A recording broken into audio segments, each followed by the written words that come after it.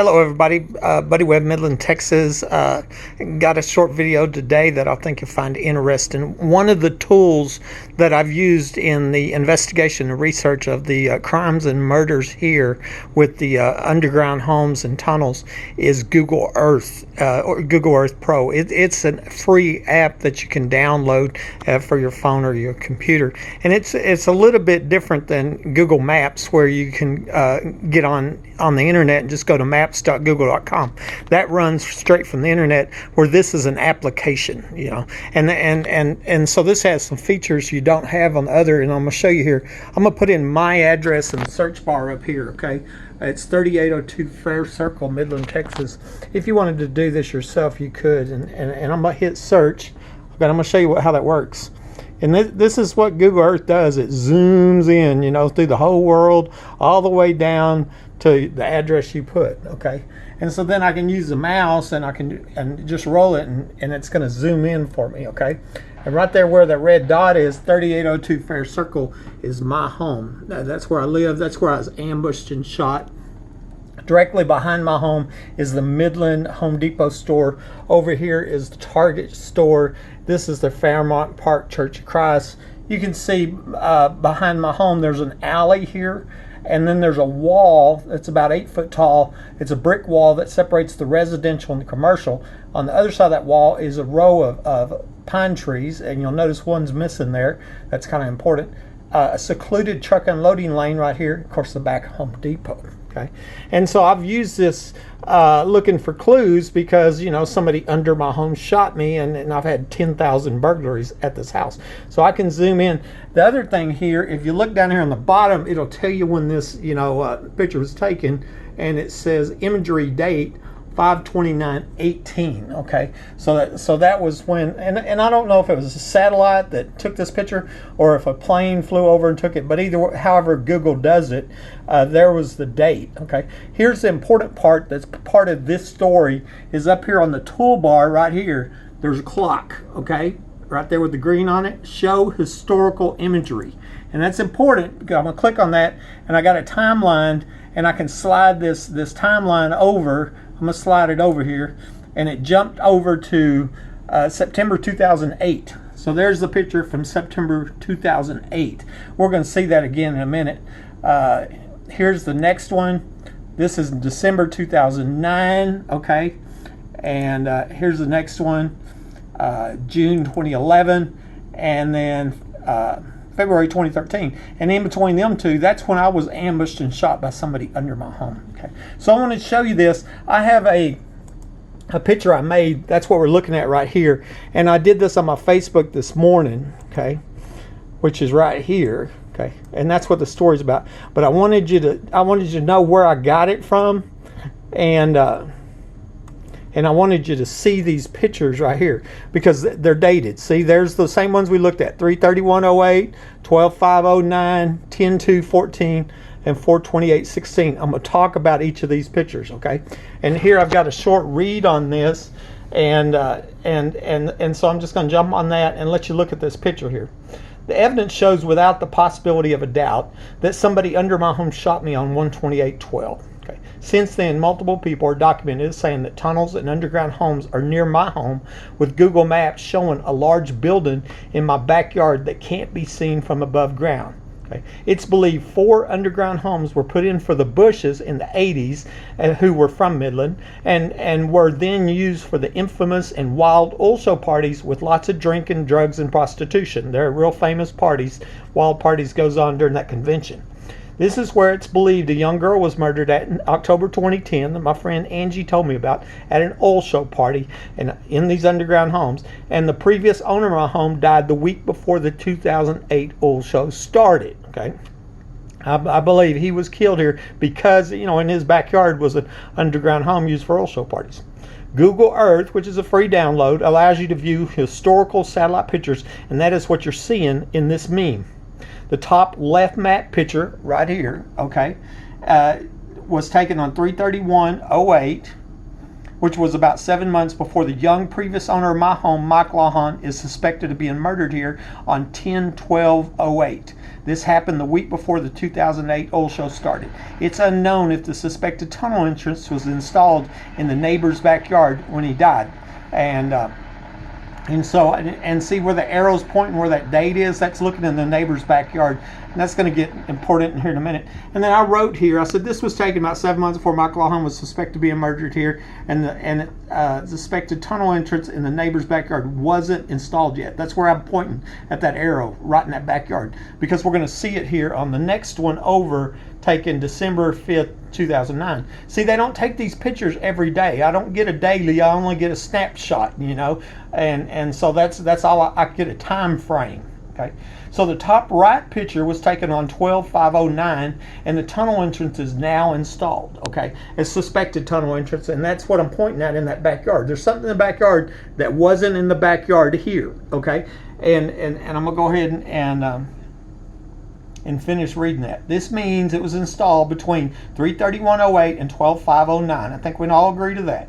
During this time frame is when Mike Lawhon is suspected of being murdered here, and I transferred to town as the next unsuspected victim. Okay, and then I had a little comment here. Sometime between that time, the suspected tunnel entrance in the neighbor's backyard was installed. This was the time frame that's believed that Mike Lawhon was murdered here, but it's unknown if it was there when he died. I think it's real interesting if this is a suspected tunnel entrance, which I believe it is. Okay, and you know, and it has a connection to the murder of Mike Lawhon that lived here before I moved here. Okay, and that's what I'm, you know, that's unknown, but that's what I'm asking there. Okay, the bottom left picture.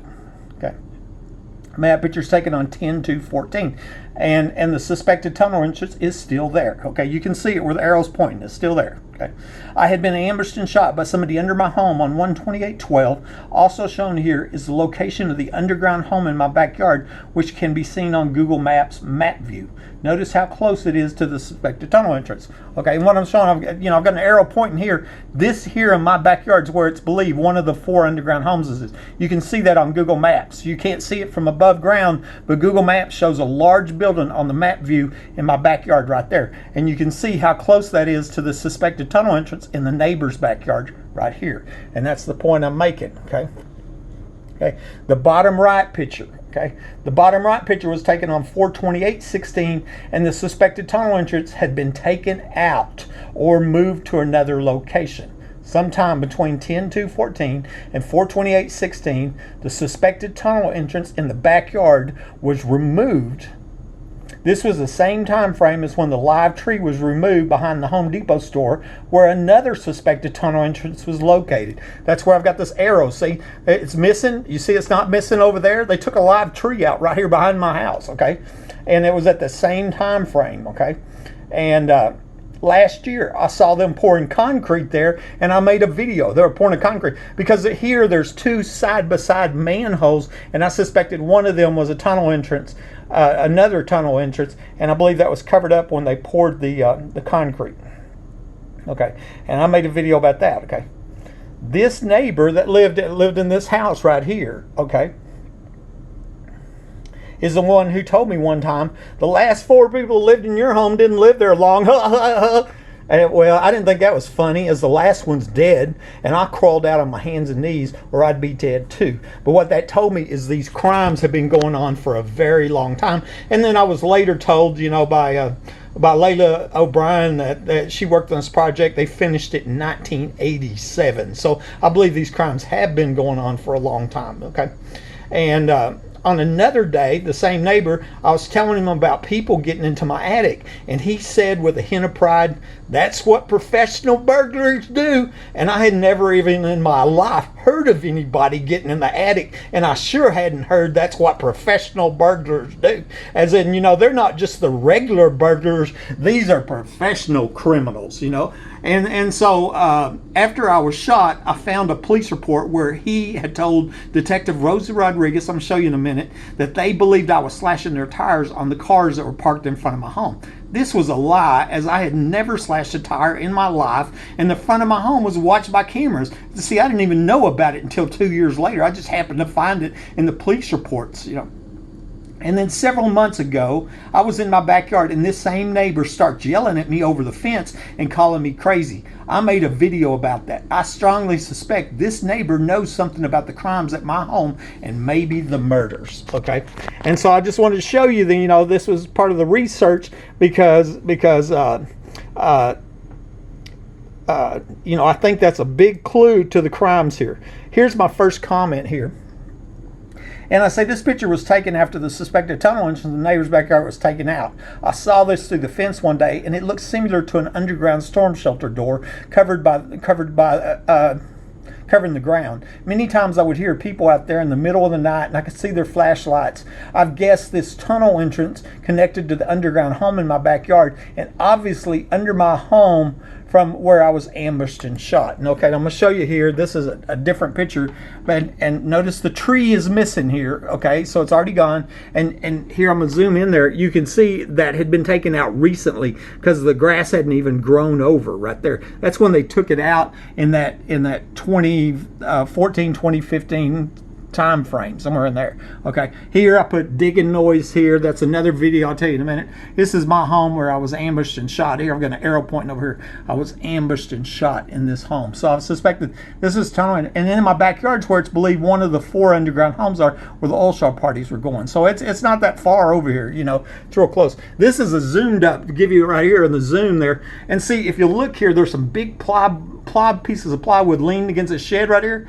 When you're in my backyard and you're looking over the fence, you couldn't see that. Them boards were strategically placed there so it blocked your view, you know. But when I did see it, I was on the backside in the alley, and I could see through just that old fence that was, you know, looked like a storm shelter door covering the ground right there. Also, I think important, there's a water well right here, and I think that might be a clue to the underground homes. And because I've looked for other homes in my neighborhood with a water well and a brick mortar problem like my house, and maybe that's where the other 3 underground homes are at. Okay, so next, this is a police report that I found where this neighbor accused me of slashing tires. I didn't know this for several years until I got the police reports. I wondered if dirty cop Rosie Rodriguez, she's one of the main secret police, and this neighbor were friends. Remember, she's the one that was went to grade school with my ex-wife that I filed divorce on 5 days before the murder attempt, that's alleged to be involved in the shooting, and she was been caught tampering with evidence. We see her planting my, leaned over my nightstand where my stolen phone was planted, on one of the security camera pictures, and she made up a lie on the police reports and said that I told her my battery was dead on my phone, and that was a lie because I had a fully charged battery, and the only reason I had my cordless phone was because they stole my cell phone, and it looks like she planted my stolen cell phone after I was shot. So anyways, here's part of the police report, Midland Police Department. This is the information report, shows you Detective Rosie Rodriguez on 2/1/12, and that's the second entry by the police to my house. I had been shot on 1/28/12. I contacted a buddy at the hospital. He had surgery and his foot was not amputated. I thought that was real interesting because I have a feeling that she was working with them doctors as they were trying to cut off my foot, as it was because it was evidence of this murder attempt, And buddy continued to talk, etc., etc., etc. Okay, signed a consent search form and all that. That's not part of this story, but it's a. I contacted and spoke with Buddy Webb's neighbor. I informed them about the incident. Also told them that the suspects, their teenage sons, were digging tunnels from their home to his and stealing his belongings. That's a lie she made up. I never said that at all. Actually, at the hospital, she asked me who I thought might be there, and I said, well, I seen these kids in front of my house before I was shot, and that was these teenage sons that you were talking about. They were parked in front of my home, and I told them about the tunnels, but I never said the kids were digging tunnels and stealing my belongings. I never said that. That's a total lie. And actually, I've never said they were stealing belongings. They're stealing services. The people breaking my home stealing electricity, heating, cooling. Okay, it's a theft of services felony along with burglary of habitation. And I didn't say the sons were doing it. That was another one of Rosie Rodriguez's many lies. She's the one that made up the tripwire lie. And there's no tripwire in evidence. None of the other 11 police officers say anything about a tripwire, including the CSI that picked up my gun and checked in my gun as evidence, right? And it's just lie after lie after lie. She is a dirty, dirty cop, the dirty of the dirty. Okay. Anyway, it goes on. I was informed that his older teenage son parked his vehicle on his property next to Buddy Webb's residence. In the morning, his car tires were slashed. I was told his son began to park on the other side from Buddy's home and the tires were no longer slashed. They believed it was Buddy. Well, you know, I didn't even know this till 2 years later. I've never slashed a car, you know, tire in my life. And the front of my home was watched with cameras if somebody would have asked me about it, right? I think that was to smear my name because they were trying to cover up this premeditated home invasion, capital attempted murder. And she personally closed the case on that day, Rosie Rodriguez. Like I said, she was one of the main dirty cops here. Let's go on to the next one. Same neighbor though. In October 2020, I'm in my backyard and minding my own business when this neighbor starts yelling at me over the fence, calling me crazy. That is the lies that were spread to cover up the failed murder attempt on my life. I got my phone out and started recording. He seemed to shut up when I asked him what he knew about the murder of Mike Lawhon, the previous homeowner. What do you know about the murder? Okay, and we're not going to play this whole thing, but we'll play a minute of it. I was out here. See if I can jump ahead real quick here. Skip this. You know anything about these murders? Huh? Do you know anything about the murder attempt on my life? Do you know anything?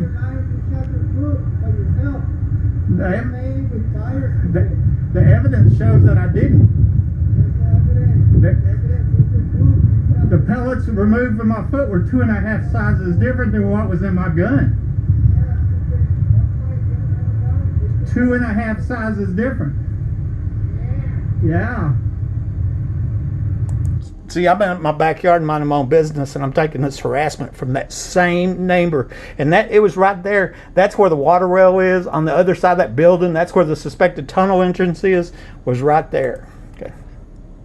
Here, and I took a picture of the open manhole behind my home and the Home Depot store and sent it to Chief Police Price Robinson in 2012 after I'd been ambushed and shot by somebody under my home. I would often hear or see cars stop right there, and then minutes later would hear somebody in the attic. I suspected this was used for sex trafficking in conjunction with the truckers and the people in the attic. Okay, so this is the other side of the wall that I was telling you about, separates residential commercial. This is the Home Depot side of the wall, and actually I think this is the live tree that they took out. Okay, and of course I'm making videos, making Facebook posts, and you know, I'm looking for an underground entrance to my home connected with a capital murder to my life left me crippled, right? And they come in and take a live tree out right there, you know. And but anyway, I'll show you the lid was left open there on that one, and there's two side-by-side manholes, okay, but one of them was left open for several years, and I mean, I'd literally, a truck would pull up here, an 18-wheeler, and this would go on 24/7, middle of the night, on the weekends, holidays, store closed, nobody there. These trucks were coming in like a truck stop. I think it was really like a truck stop, and then I'd hear people in my attic moving around, burglar alarms going off, motion detectors, and then he'd get silent.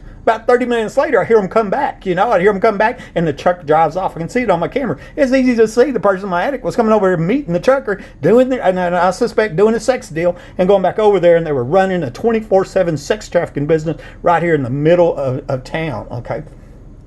Okay. And so I've got a little write up here on the bottom, but pretty much what I already told you there. This shows the two side-by-side manholes next to the live tree was removed, and notice that somebody marked the curb with paint. I wondered if that was a tunnel marker. Okay, so once again, this backs up. This is the same location where the open manhole was at, and I'm showing you here where one says here east manhole, that's west manhole, there's the tree, okay, and my home this way, okay, and I'm also making a point. Here's a wire coming down. That's a sudden link cable. I got a video on it. It's a sudden link cable, TV coax cable, goes in buried into the ground, and nobody knows where it goes. Home Depot doesn't say it goes to their home. All the homes on the other side there go from above ground, and so we have a sudden link cable going in the ground that nobody knows where it goes. I believe it fed the underground home in my backyard. I made a big deal about that cable, made videos, pictures, Facebook posts, and Sudden Link showed up with a disconnect order one day. I've got a picture of their truck, dated picture of when that was disconnected. It's still unknown. I believe that's where it went, but that's why I have it pointed there, is because the Sudden Link cable is because I think that cable went underground to the underground home for their internet, TV, etc. Okay, here's a zoomed in view. The west manhole, that was the open one, my home this way, and what I'm showing is these marks on the curb. I'm going, I wonder if a curb's in between, a tunnel is in between here and there, because somebody marked that curb there, And here you can see the missing tree. There's a row of trees there. They were all live. You see them in one picture, and then that tree's missing, and it's the one next to that telephone pole. Okay, here we go. Last year, I saw a concrete truck pouring concrete right where the two side-by-side manholes were located, and suspected this was more tampering with evidence to cover up the capital murders and the many other crimes. Okay, and what I want to make a point here, this is not when they poured concrete after I contacted Homeland Security on July 2nd, 2019, back there. Okay, this is another one. Okay, and here it's dated September 29th, 2020, last year, so it ain't even that long. Back here, and I heard a jackhammering going on here just yesterday. There's the telephone pole. Okay, right there. And so I come out here today. It's Tuesday. There's the neighbor's home. Concrete truck right there. They're pouring concrete, and you know where he's backed up to? Right there where the two side-by-side manholes are, where it was a suspected tunnel entrance right there. Yeah, how's that? And for blatant cover-up. Okay. In 2016, my dog alerted me to something that was going on in my backyard and next to my shed, which is on the fence of the neighbor's backyard. I could clearly hear digging noises coming from under the ground, and I got it on video. Just a few feet away is where this underground home in my backyard is located, and the other direction is where the suspected tunnel entrance is located in the neighbor's backyard. Okay, this is called digging noise back in 2016 here, and I'm gonna try to hopefully jump ahead.